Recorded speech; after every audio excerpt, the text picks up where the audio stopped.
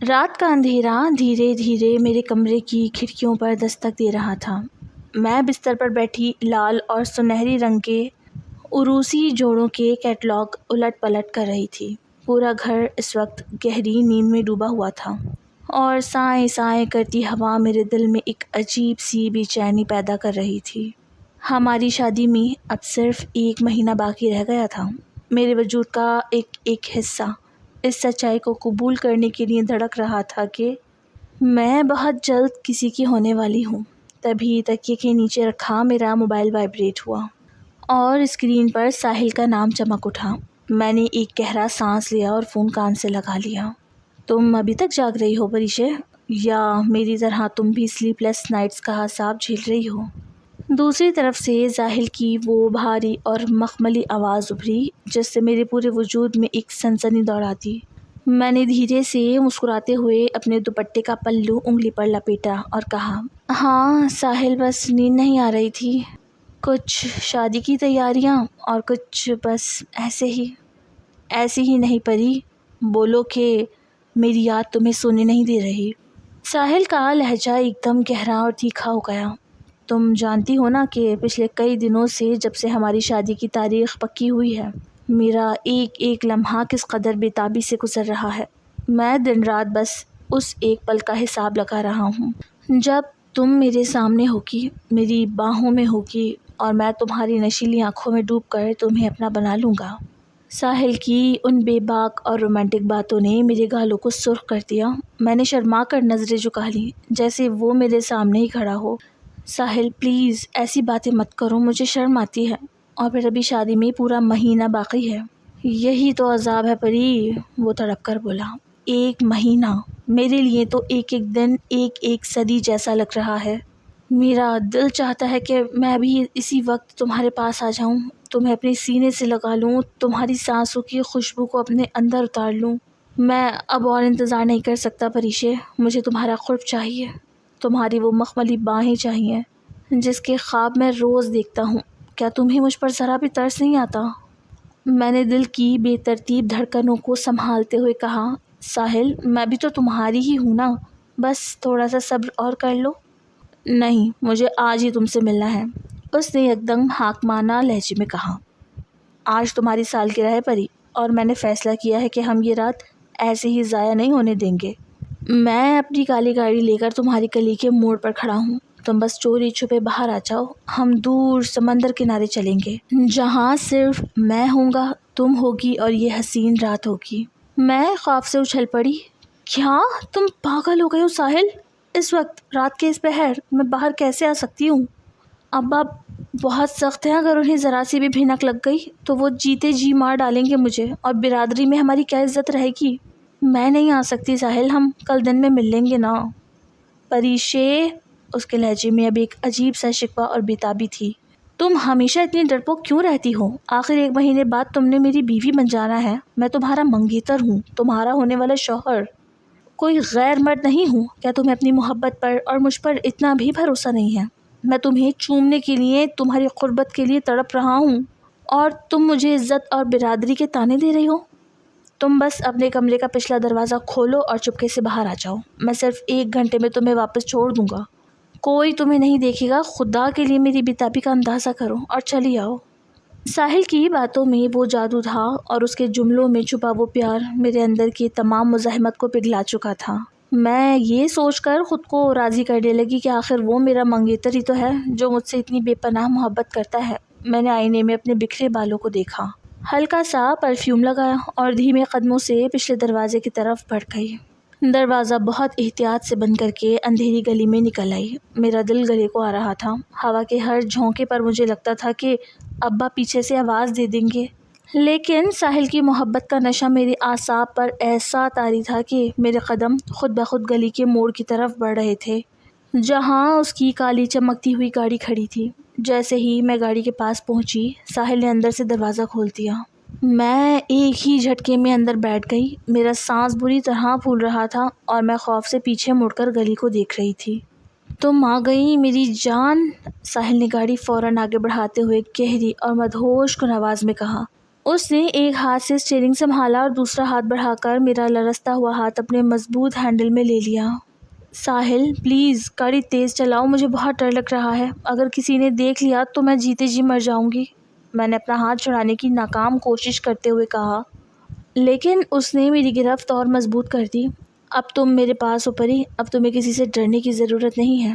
اس نے گاڑی کی لائٹس مدھم کی اور پچھلی سیٹ کی طرف اشارہ کیا۔ تم نے دیکھا بھی نہیں کہ میں تمہارے لیے کیا لے کر آیا ہوں۔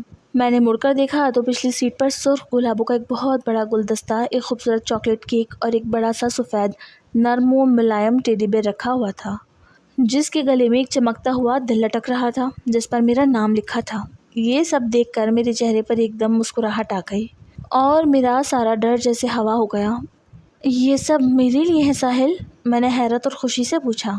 تمہارے لیے تو میں اپنی جان بھی حاضر کر دوں پری، یہ تو بہت معمولی سی چیزیں ہیں۔ ساحل نے گاڑی ایک سنسان سڑک کے کنارے روکی اور ایک دم میری طرف مڑا۔ اس کی آنکھوں میں اس وقت ایک عجیب سی تڑپ اور بےتابی تھی۔ اس سے پہلے کہ میں کچھ سمجھ پاتی، اس نے اپنے دونوں مضبوط بازو میرے گرد پھیلائے اور مجھے ایک دم کھینچ کر اپنے سینے سے لگا لیا۔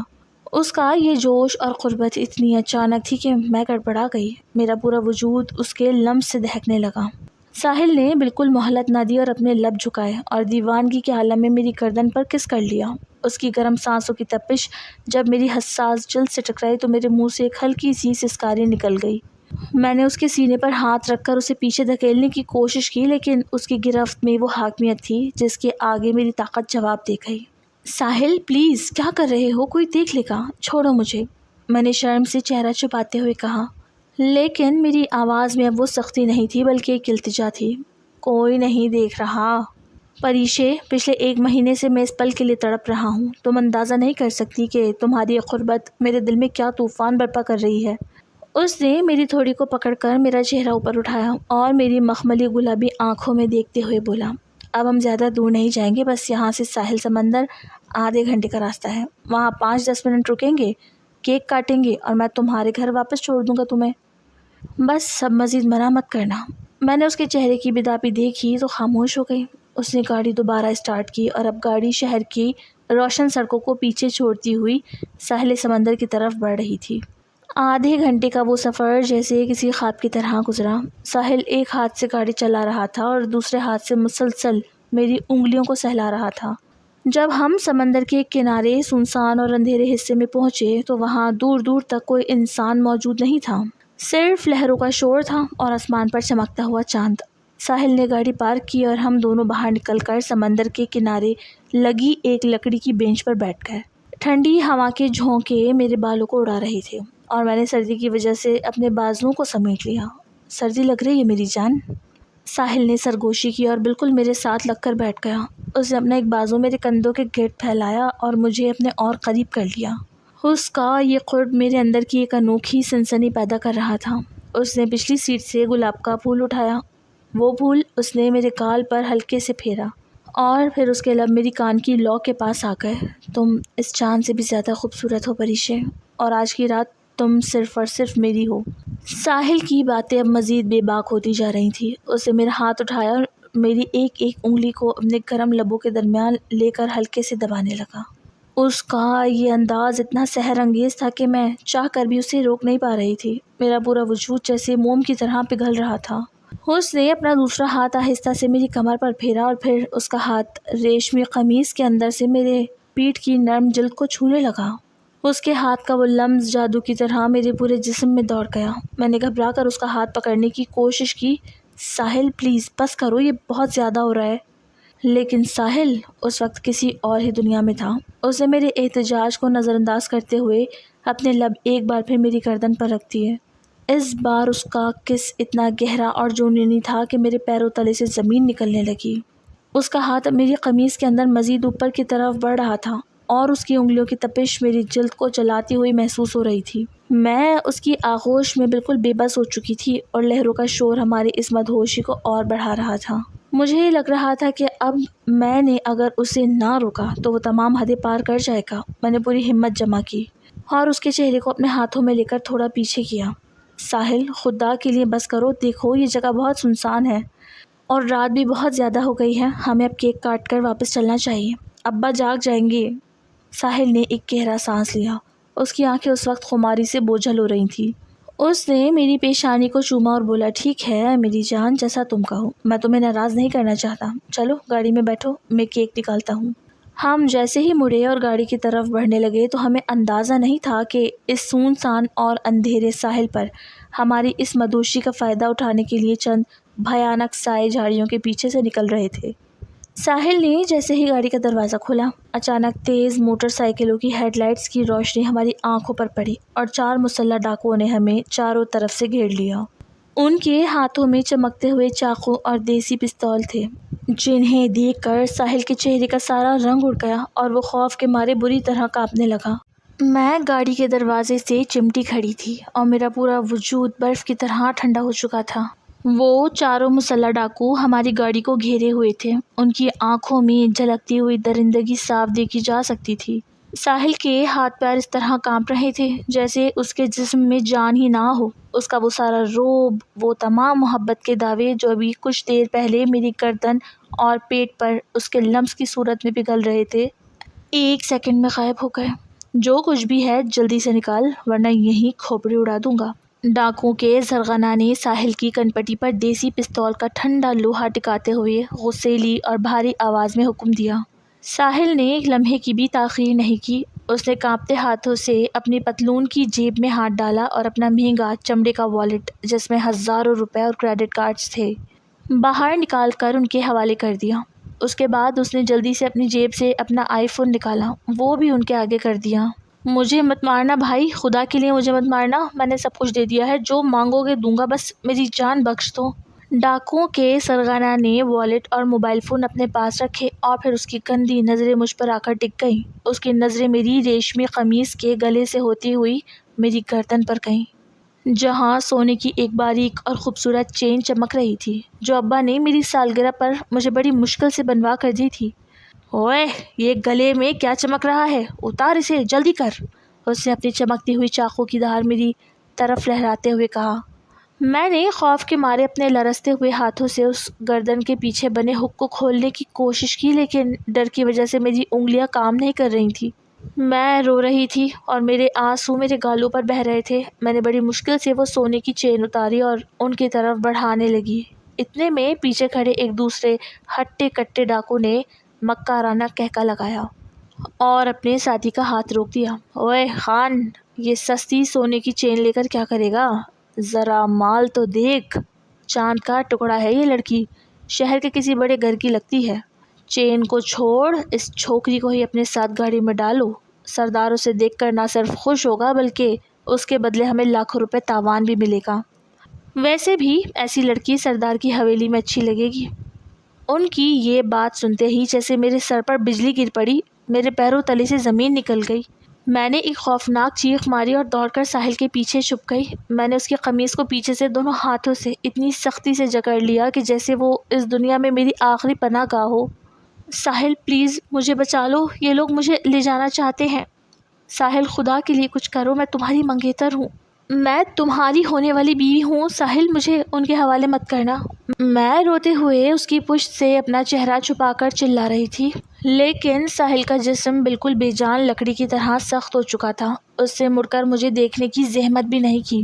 ڈاکوؤں کے سرغنہ نے ساحل کی یہ حالت دیکھی تو اس کے چہرے پر ایک کریہ مسکراہٹ ابھر آئی۔ اس نے اپنی بندوق کا رخ دوبارہ ساحل کی طرف کیا اور بولا، سن اوئے لڑکے، اگر اپنی جان پیاری ہے تو اس لڑکی کو یہیں چھوڑ اور فوراً یہاں سے بھاگ جا، پیچھے مڑ کر مت دیکھنا، اور اگر اپنی اس معشوقہ کے لیے لڑنا ہے تو ٹھیک ہے، بول کیا ارادہ ہے، ہمارے پاس اتنا وقت نہیں ہے، اپنی جان چاہیے یا یہ لڑکی؟ ایک سیکنڈ میں فیصلہ کر۔ ساحل نے ایک لمحے کے لیے بھی نہیں سوچا۔ اس کے اندر کا بوجھل ضمیر اور اس کی مردانگی جیسے اسی وقت مر چکی تھی۔ اس نے ایک جھٹکے سے اپنے کندھے ہلائے اور میری وہ گرفت اس کی قمیض پر تھی بڑی بے رحمی سے توڑ دی۔ اس نے مجھے پیچھے کی طرف دھکیلا اور ڈاکوؤں کے سامنے ہاتھ جوڑتے ہوئے بولا، مجھے معاف کر دیں بھائی، مجھے معاف کر دیں، آپ اس لڑکی کو لے جائیں، مجھے اس سے کوئی لینا دینا نہیں ہے، آپ اس کے ساتھ جو چاہے کریں، بس مجھے جانے دیں، میری جان بخش دیں۔ ساحل! میں نے ایک زوردار چیخ ماری، میرا دل جیسے سینے سے باہر نکلنے لگا تھا۔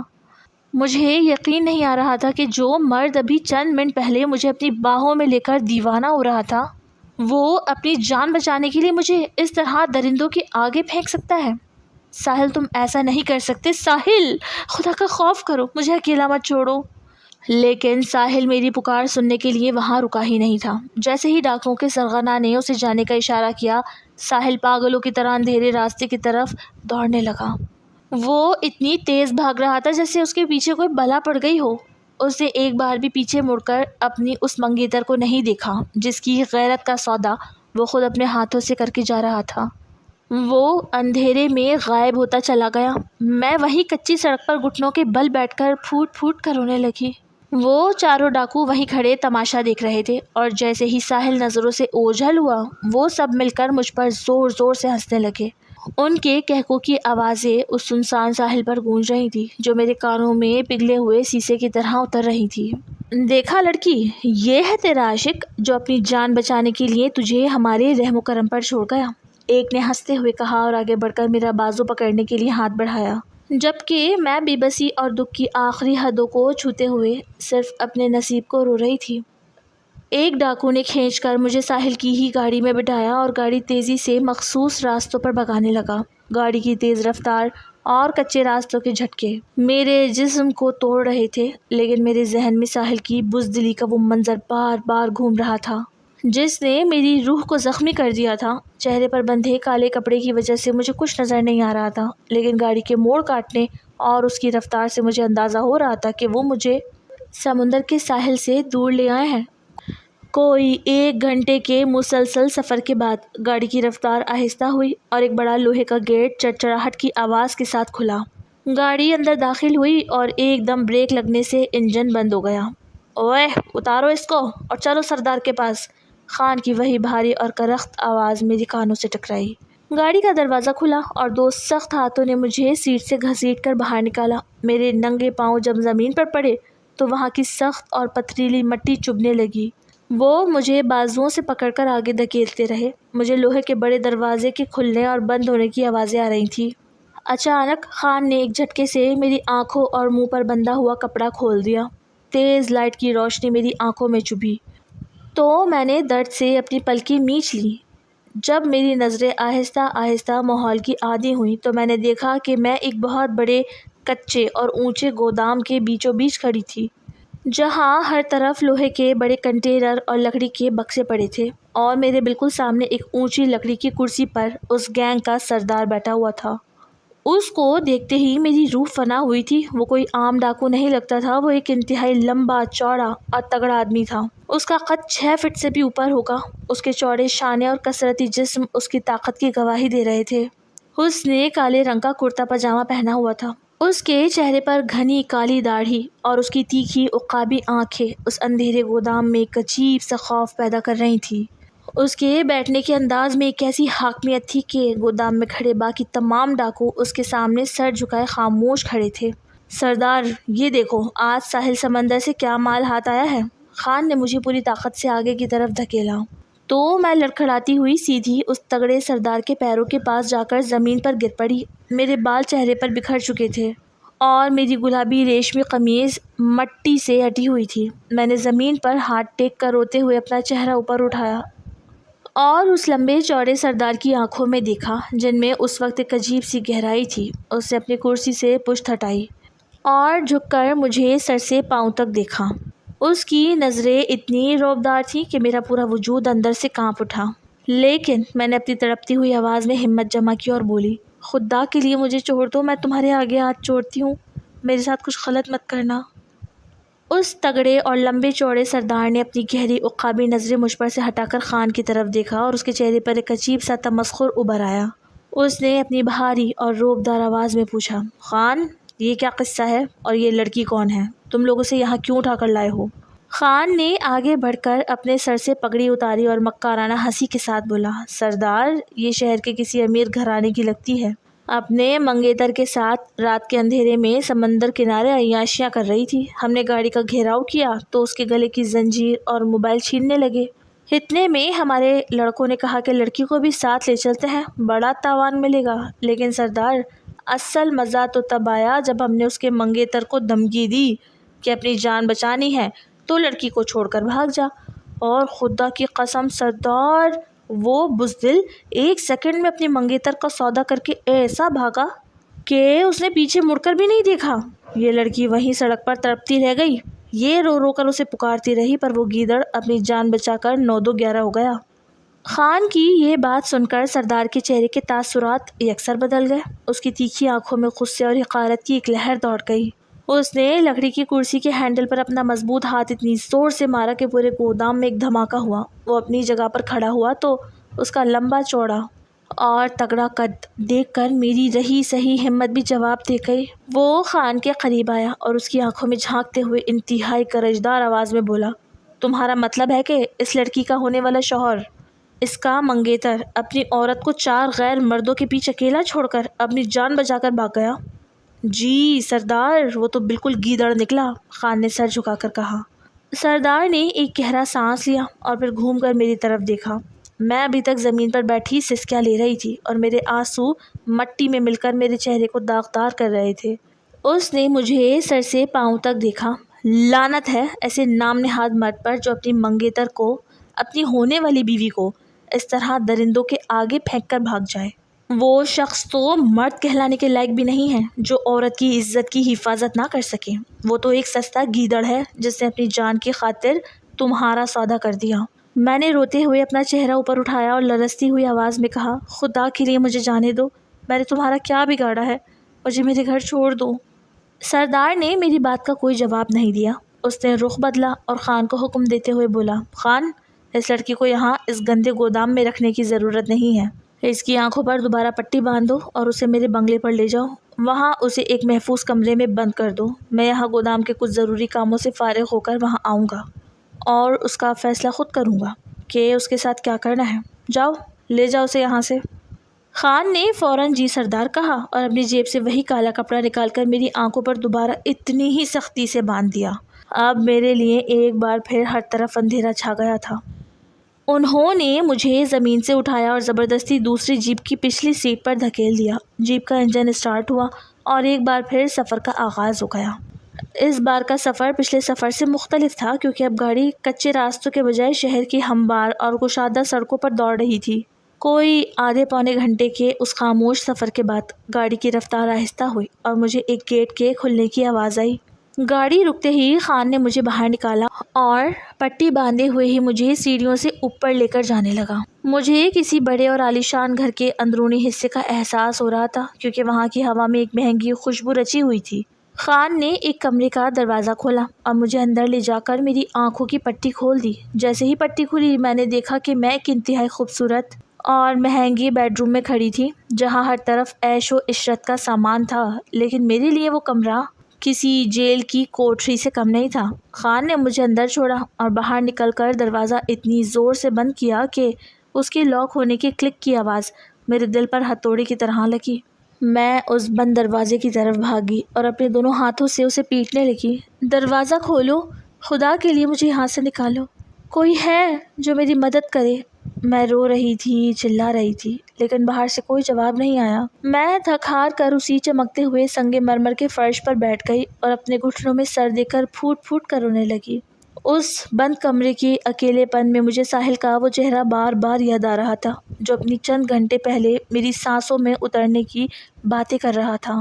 میں نے تڑپ کر اونچی آواز میں پکارا، ساحل، تم نے میرے ساتھ ایسا کیوں کیا؟ تم تو کہتے تھے کہ مجھ سے محبت کرتے ہو، تم تو میرے محافظ تھے، پھر تم مجھے ان ڈاکوؤں کے رحم و کرم پر چھوڑ کر کیسے بھاگ سکتے ہو؟ ساحل، واپس آؤ، خدا کے لیے مجھے یہاں سے لے جاؤ، میرے ابا مر جائیں گے ساحل، میرے ابا یہ صدمہ برداشت نہیں کر پائیں گے۔ میں اس سنسان اور عالیشان کمرے کے فرش پر بیٹھی تڑپ رہی تھی اور ساحل کو پکار رہی تھی، لیکن مجھے معلوم تھا کہ وہ بزدل اب کبھی واپس نہیں آئے گا اور اب مجھے اس لمبے چوڑے اور تگڑے سردار کے آنے کا انتظار تھا جو نہ جانے میرے نصیب کا کیا فیصلہ کرنے والا تھا۔ رات کی سیاہی گہری ہوتی جا رہی تھی اور اس بند کمرے کا اکیلا پن میرے وجود کو ڈس رہا تھا۔ میں فرش پر بیٹھی اپنے آنسوؤں سے اپنی قسمت کا ماتم کر رہی تھی۔ میرا پورا جسم درد سے ٹوٹ رہا تھا اور ریشمی قمیص پر جمی مٹی مجھے بار بار اس بھیانک سڑک کی یاد دلا رہی تھی جہاں میرا مان ایک ہی پل میں چکنا چور ہو گیا تھا۔ میں نے دیوار سے ٹیک لگائی اور اپنی بند آنکھوں سے ساحل کے ان جملوں کو یاد کرنے لگی جو وہ کچھ دیر پہلے گاڑی میں کہہ رہا تھا۔ پریشے، میں تمہاری سانسوں کی خوشبو کو اپنے اندر اتار لوں گا، میں تمہارا منگیتر ہوں، تمہارا محافظ ہوں۔ ان الفاظ کا کھوکھلا پن اب میرے دل میں خنجر کی طرح چبھ رہا تھا۔ وہ شخص تو مرد کہلانے کے لائق بھی نہیں تھا جیسا کہ اس تگڑے سردار نے کہا تھا۔ وہ تو واقعی ایک سستا گیدڑ تھا جو اپنی جوان منگیتر کا سودا 4 غیر مردوں کے سامنے صرف اپنی جان بچانے کے لیے کر کے بھاگ گیا۔ اچانک کمرے کے بھاری لکڑی کے دروازے کے لاک میں چابی گھومنے کی آواز آئی اور میرا دل ایک دم حلق میں آ گیا۔ میں نے گھبرا کر اپنے بکھرے ہوئے بالوں کو سمیٹا اور دیوار کے ساتھ بالکل چپک کر کھڑی ہو گئی۔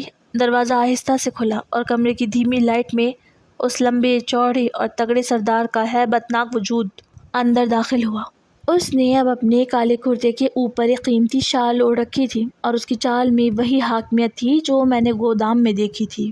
اس نے دروازہ پیچھے سے بند کیا لیکن اسے لاک نہیں کیا۔ وہ چند لمحے وہیں دروازے کے پاس کھڑا رہا اور اپنی گہری تیکھی آنکھوں سے مجھے دیکھنے لگا جو خوف اور صدمے سے پاگل ہو رہی تھی۔ تم ابھی تک رو رہی ہو؟ اس نے اپنی بھاری اور روبدار آواز میں کہا اور چند قدم آگے بڑھا۔ خدا کے لیے میرے قریب مت آنا، میں نے اپنے دونوں ہاتھ آگے پھیلا کر روتے ہوئے التجا کی۔ اگر تمہیں پیسے چاہیے تو میرے ابا سے مانگ لو، وہ غریب ہے لیکن وہ کہیں سے بھی بندوبست کر دیں گے۔ بس میری عزت پر ہاتھ مت ڈالنا، مجھے میرے گھر جانے دو۔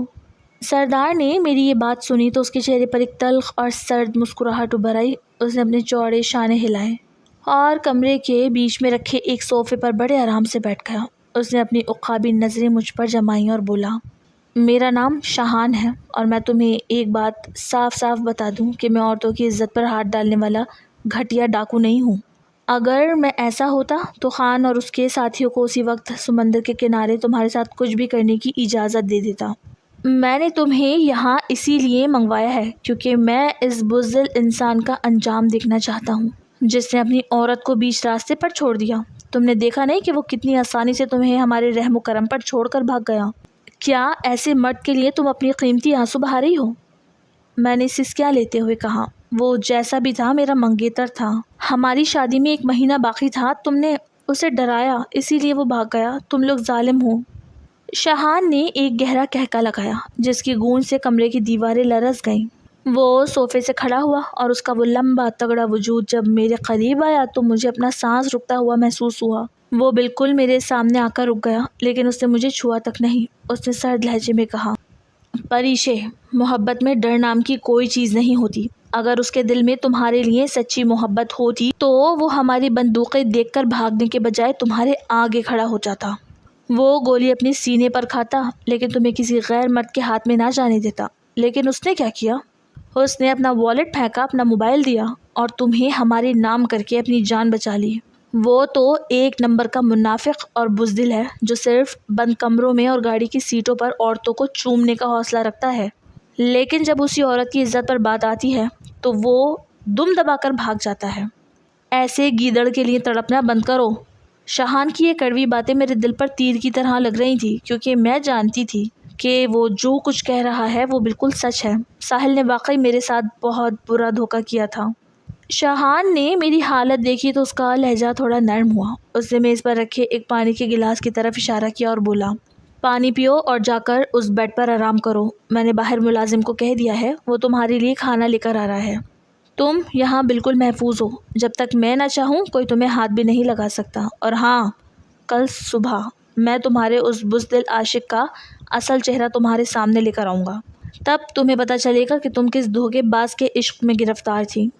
یہ کہہ کر شاہان گھوما اور بڑے روبدار قدم اٹھاتا ہوا کمرے سے باہر نکل گیا۔ اس کے جانے کے بعد میں نے ایک راحت کا سانس لیا کہ کم از کم وہ میری عزت کے پیچھے نہیں تھا، لیکن میرے ذہن میں ایک نیا خوف بیٹھ گیا تھا کہ وہ کل صبح ساحل کے ساتھ ایسا کیا کرنے والا ہے اور ساحل اب شہر جا کر میرے گھر والوں کو کیا کہانی سنا رہا ہوگا۔ میں نے تڑپ کر بیڈ پر سر رکھا اور روتے روتے نہ جانے کب میری آنکھ لگ گئی اور میں اس بھیانک رات کے سائے میں سو گئی۔ اگلی صبح جب اس عالی شان کمرے کی کھڑکی سے دھوپ کی ہلکی کرن اتری تو میرے اعصاب پر ایک شدید خاموشی چھائی ہوئی تھی۔ رات بھر کے عذاب اور آنسوؤں کے بعد میرے پاس سوچنے کی سکت بھی باقی نہیں بچی تھی۔ اچانک دروازے پر ہلکی سی دستک ہوئی اور شاہان اندر داخل ہوا۔ اس کے چہرے پر ایک سرد اور پرسکون سا اطمینان تھا، لیکن اس کی آنکھوں میں وہ گہرائی برقرار تھی جو کسی بڑے طوفان کا پتہ دے رہی تھی۔ تیار ہو جاؤ پریشے، شاہان نے دھیمے لیکن اٹل لہجے میں کہا۔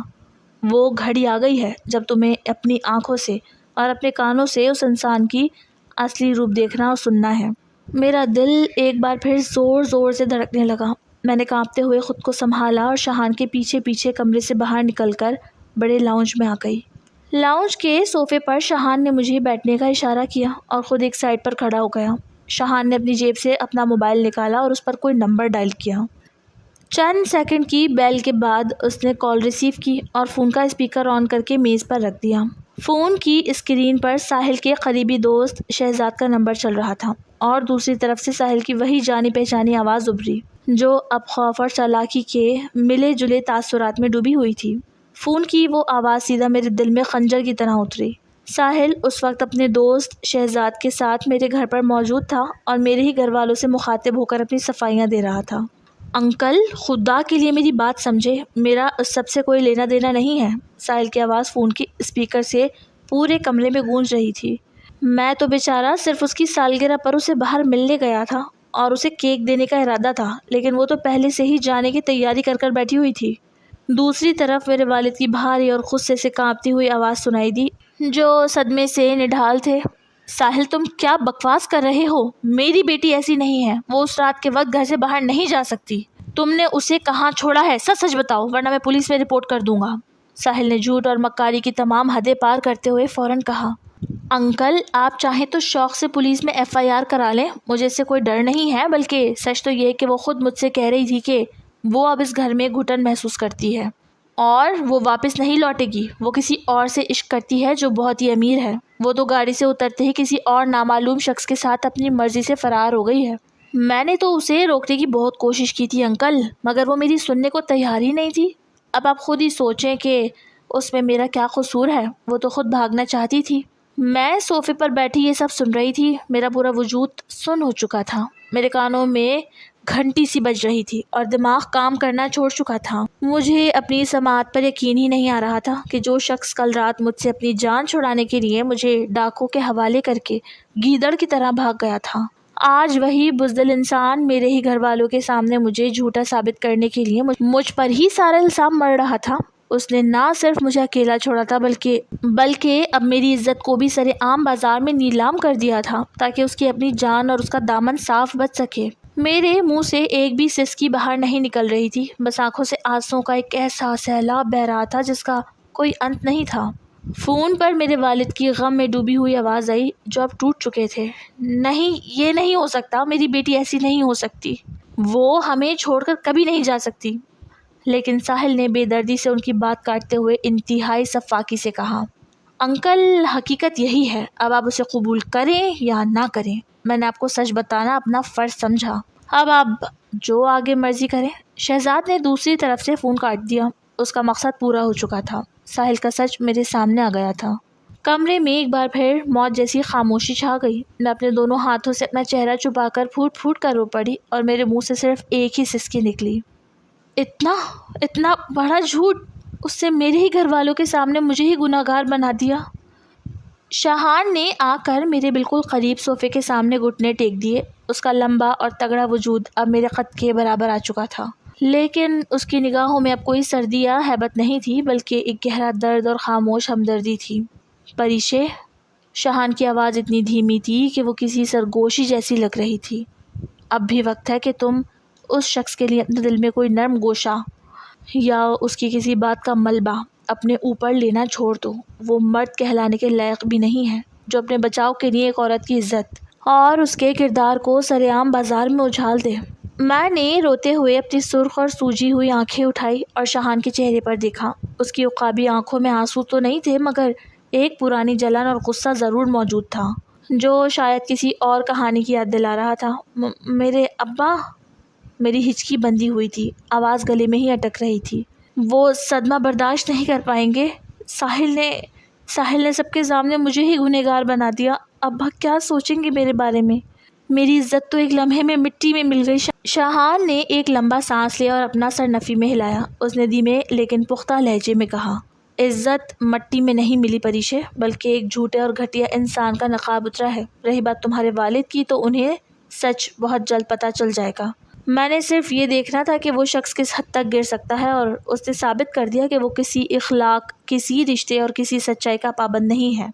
اس نے اپنی جیب سے ایک سفید ریشمی رومال نکالا اور میری طرف بڑھا دیا۔ میں نے کانپتے ہوئے ہاتھوں سے وہ رومال تھام لیا اور اپنے آنسو پوچھنے لگی۔ شاہان اپنی جگہ سے اٹھا اور کھڑکی کے پاس جا کر کھڑا ہو گیا، جہاں باہر دھوپ تیز ہو چکی تھی۔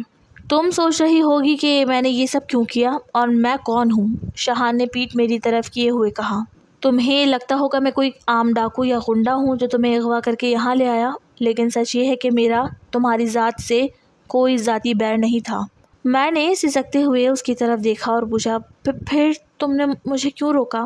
کیوں اس رات ساحل کو بھاگنے کا موقع دیا؟ شاہان گھوما اور واپس میرے قریب آ کر کھڑا ہو گیا۔ اس کی آنکھوں میں اب ایک عجیب سی تلخی تھی، کیونکہ میں یہ دیکھنا چاہتا تھا کہ جس انسان پر تم اپنی زندگی لٹانے چلی ہو، اس کے اندر تمہاری محبت کی کوئی قیمت ہے بھی یا نہیں۔ میں نے صرف ایک امتحان رکھا تھا اور اس امتحان میں وہ بری طرح ناکام ہو گیا۔ وہ شخص تمہاری محبت کے قابل نہیں تھا پریشے۔ اس کے ان الفاظ نے میرے دل کے اندر ایک طوفان کھڑا کر دیا۔ میں جانتی تھی کہ وہ بالکل سچ کہہ رہا ہے۔ جس انسان کو میں نے اپنا سب کچھ مان لیا تھا، جس کے لیے میں نے اپنے گھر کی دہلیز پار کی تھی، اس نے ایک سیکنڈ میں مجھے ان درندوں کے حوالے کر کے اپنی جان بچا لی تھی، اور اب الٹا میرے ہی کردار پر کیچڑ اچھال رہا تھا۔ تمہیں یہاں گھبرانے کی یا ڈرنے کی کوئی ضرورت نہیں ہے پریشے۔ یہ میرا گھر ہے۔ جب تک میں اس ساحل کو اس کے کیے کی پوری سزا نہیں دے دیتا، تم یہیں اسی بنگلے میں بالکل محفوظ رہو گی۔ نہیں، میں ایک دم صوفے سے اٹھ کھڑی ہوئی۔ میرا پورا جسم غصے اور بے بسی سے کانپ رہا تھا۔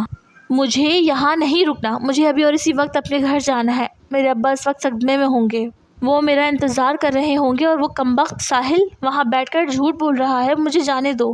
شاہان جو دروازے کی طرف بڑھ رہا تھا، میری اس بات پر رکا اور گھوم کر میری طرف دیکھا۔ اس کی آنکھوں میں میری بے چینی اور تڑپ کا احساس صاف جھلک رہا تھا۔ پریشے، سمجھنے کی کوشش کرو۔ شاہان کی آواز میں ایک ٹھہراؤ تھا۔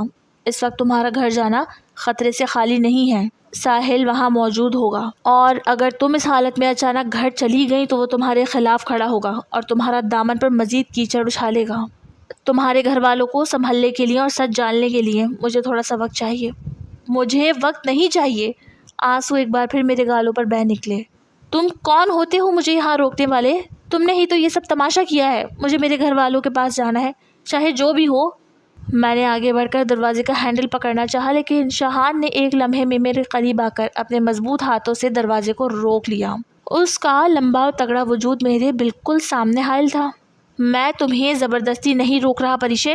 شاہان کی آواز اس بار انتہائی نرم لیکن فیصلہ کن تھی۔ اگر تم اس وقت ضد کر کے جاؤ گی تو تم خود کو اس سوسائٹی کے تانے اور ساحل کے جھوٹ کے حوالے کر دو گی۔ کیا تم چاہتی ہو کہ وہ مکار انسان جیت جائے اور تم ہمیشہ کے لیے ہار جاؤ؟ اس کی بات سن کر میرے ہاتھ جیسے وہیں رک گئے اور میں بے بس ہو کر وہیں فرش پر بیٹھ گئی۔ میرے اندر لڑنے کی اب کوئی سکت باقی نہیں بچی تھی، بس ایک خاموش ہچکی میرے سینے میں گھٹ رہی تھی۔ شاہان نے مجھے اس حالت میں دیکھا تو اس نے دروازے کا ہینڈل چھوڑ دیا، ایک لمبا سانس لیا اور باہر نکلتے ہوئے باہر کھڑے ملازموں کو حکم دیا، خان، باورچی خانے سے گرم پانی اور کچھ ہلکا پھلکا لے کر آؤ، اور باہر پہرا سخت رکھو تاکہ کوئی اندر نہ آ سکے۔ دروازہ بند ہو چکا تھا اور میں اس بند کمرے میں اکیلی اپنی تباہ شدہ زندگی کے ملبے پر بیٹھی صرف اس صبح کا انتظار کر رہی تھی جو ساحل کے جھوٹ کو جلا کر راکھ کرنے والی تھی۔ شاہان کے جانے کے بعد اس بند کمرے میں گزرنے والے لمحے میرے لیے کسی سزائے موت سے کم نہیں تھے۔ باہر گھڑی کی ٹک ٹک اور دور سمندر کی لہروں کا مد و جزر میرے سینے میں اٹھتے طوفان کے ساتھ گٹ مٹ ہو رہا تھا۔ میرے ہاتھ کانپ رہے تھے۔ کیا واقعی وہ شخص اتنا گرا ہوا ہو سکتا ہے؟ وہ ساحل جس کی ایک مسکراہٹ پر میں نے اپنی پوری دنیا لٹا دی تھی، جو مجھے اپنی جان سے بڑھ کر عزیز تھا، وہ اس حد تک ظالم اور مکروہ کیسے نکل سکتا ہے؟ رات کا وہ بھیانک منظر میری آنکھوں کے سامنے فلم کی طرح چل رہا تھا۔ جب میں نے اپنی جان بچانے کے لیے اس کے کوٹ کا پلو پکڑا تھا، جب میں نے رو رو کر اس سے التجا کی تھی کہ مجھے ان بھیڑیوں کے آگے مت چھوڑو، تو اس نے کتنی بے دردی سے میرا ہاتھ جھڑک دیا تھا۔ اور پھر صبح میرے بوڑھے باپ کے سامنے وہ جھوٹ بولنا سارا الزام مجھ پر ہی تھوپ دینا، یہ سب کچھ سوچ کر میرے اندر نفرت کی ایک ایسی آگ بھڑک اٹھتی تھی جس نے میرے دل کے تمام نرم گوشوں کو ہمیشہ کے لیے جلا کر راکھ کر دیا تھا۔ کتنے ہی گھنٹے اسی کرب اور بے بسی میں گزر گئے۔ کمرے کی کھڑکی سے جب سورج کی تیز روشنی اندر اترنے لگی اور دن کا اجالا چاروں طرف پھیل گیا تو دروازے پر آہٹ ہوئی۔ دروازہ کھلا اور شاہان اندر داخل ہوا۔ اس کے چہرے پر ایک عجیب سا سکون، ایک ٹھہرا ہوا عزم اور گہرا روب تھا۔ اس نے کالے رنگ کے کرتے پر ایک قیمتی چادر اوڑھ رکھی تھی۔ وقت آ گیا ہے پریشے، شاہان کی آواز اس بار اتنی بھاری اور پرعزم تھی کہ میرے تمام جسم میں ایک سنسنی دوڑ گئی۔ اس مکار اور گھٹیا انسان کا مکروہ چہرہ بے نقاب کرنے کا وقت آ گیا ہے۔ اٹھو اور میرے ساتھ چلو۔ میرے پیروں میں جیسے جان ہی نہیں تھی۔ میں نے خود کو سنبھالا، اپنے بکھرے ہوئے بال درست کیے اور کانپتے ہوئے قدموں سے اس کے پیچھے ہال کی طرف بڑھ گئی۔ جب میں نے بڑے لاؤنج میں قدم رکھا تو وہاں کا منظر دیکھ کر میری سانس رک گئی۔ لاؤنج کے بیچوں بیچ ایک کرسی پر ساحل بندھا ہوا بیٹھا تھا اور اس کے ارد گرد دو پولیس والے اپنے ہاتھوں میں ہتھکڑیاں لیے کھڑے تھے۔ ایک کونے میں میرے والد اور میرا چھوٹا بھائی صدمے سے نڈال کھڑے تھے، جن کے چہروں پر آنسو اور غصے کے آثار صاف نمایاں تھے۔ جیسے ہی میرے والد کی نظر مجھ پر پڑی، وہ ایک ہچکی کے ساتھ آگے بڑھے۔ پریشے، میری بچی، انہوں نے مجھے گلے سے لگا لیا۔ ان کے سینے میں اٹھتی ہوئی سسکیاں میرے اندر کا سارا بند باندھ توڑ گئی اور میں پھوٹ پھوٹ کر رونے لگی۔ بابا نے میرے سر پر ہاتھ پھیرتے ہوئے کہا، بیٹا، اس کمبخت نے جو کچھ کہا، ہم میں سے کسی نے اس پر یقین نہیں کیا۔ ہمیں پتا ہے کہ ہماری بیٹی کیسی ہے، مگر یہ درندہ، یہ ہم سے جھوٹ بول رہا ہے۔ ساحل نے جب مجھے اپنے گھر والوں کے ساتھ صحیح سلامت دیکھا تو اس کا رنگ کچا پکا ہو گیا۔ اس کا وہ سارا غرور، اس کی وہ چالاکی ایک لمحے میں غائب ہو گئی اور وہ کانپتی ہوئی آواز میں بولا، انکل، آپ اس غنڈے کے بہکاوے میں آ رہے ہیں۔ یہ لوگ مجھے زبردستی اٹھا کر لائے ہیں اور مجھ پہ جھوٹا الزام لگ۔ خاموش! شاہان کی ایک گرجدار آواز نے پورے لاؤنج کے در و دیوار ہلا دیے۔ اس کی آنکھوں میں خون اتر آیا تھا، اس کے بازو کے پٹھے غصے سے پھول رہے تھے۔ تمہاری زبان سے ایک لفظ اور نکلا تو یہ پولیس والے تمہیں یہاں سے لے جانے سے پہلے ہی تمہاری یہی ہڈی پسلی ایک کر دیں گے۔ ساحل!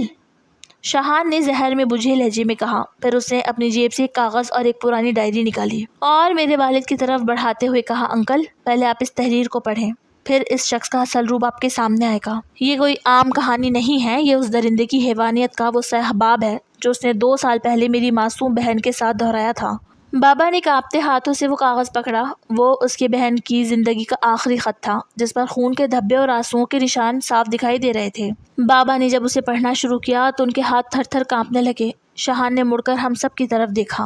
اس کی آواز میں ایک ایسا درد اور تپش تھی جو پتھر دل کو بھی موم کر دے۔ شاید آپ لوگ یہ سوچ رہے ہوں گے کہ میں نے پریشا کو کیوں روکا اور میں ساحل سمندر پر اس رات کیوں موجود تھا۔ شاہان نے گہری سانس لے کر کہنا شروع کیا، سچ یہ ہے کہ میرے کچھ لوگ پچھلے کئی مہینوں سے اس مکروہ انسان کی نگرانی کر رہے تھے، لیکن اس نے میری اکلوتی چھوٹی بہن رمشا کو اپنی محبت کے جھوٹے جال میں پھنسایا تھا۔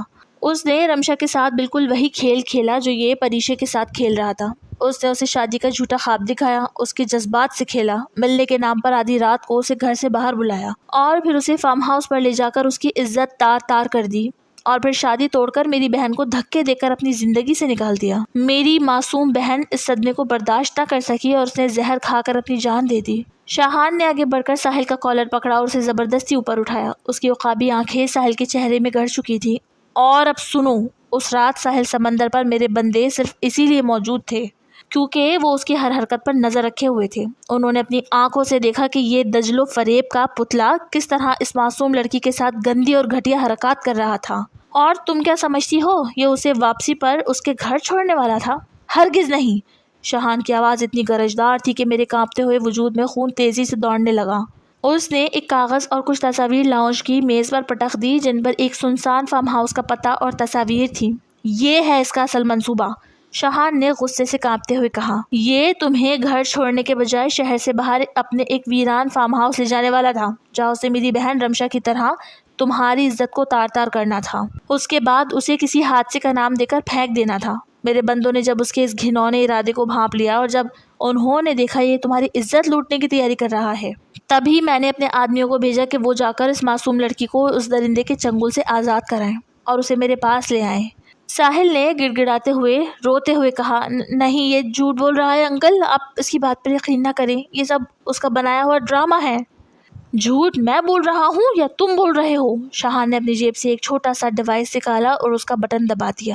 لاؤنج میں وہ ریکارڈنگ گونج اٹھی جو اس نے اپنے دوست شہزاد کے ساتھ کی تھی۔ دراصل شہزاد کہنے کو اس کا دوست تھا، لیکن وہ شاہان کا ساتھ دے رہا تھا، اسی لیے اس نے کچھ ثبوت پہلے ہی ریکارڈ کر رکھے تھے۔ اور اس ریکارڈنگ میں شہزاد سے ساحل ہنس ہنس کر کہہ رہا تھا کہ بس آج کی رات اسے استعمال کر لوں، پھر کسی نہ کسی بہانے سے میں یہ شادی توڑ دوں گا۔ میرا اس لڑکی سے شادی کرنے کا کوئی ارادہ نہیں ہے۔ ساحل کی یہ باتیں سن کر میری رہی سہی جان بھی نکل گئی تھی۔ شاہان کا کہا گیا ہر لفظ سچا تھا اور ساحل سر سے پاؤں تک جھوٹ کا پتلا تھا۔ اور اس کے فوراً بعد شاہان نے ایک اور کال اسپیکر پر لگائی جو اس فارم ہاؤس کے چوکیدار اور اس کے دوست کی تھی، جنہوں نے پولیس کے سامنے اعتراف کر لیا تھا کہ ساحل نے ان سے پہلے ہی فارم ہاؤس کی چابی لے لی تھی اور کہا تھا کہ وہ رات کو ایک لڑکی کو وہاں لے کر آنے والا ہے۔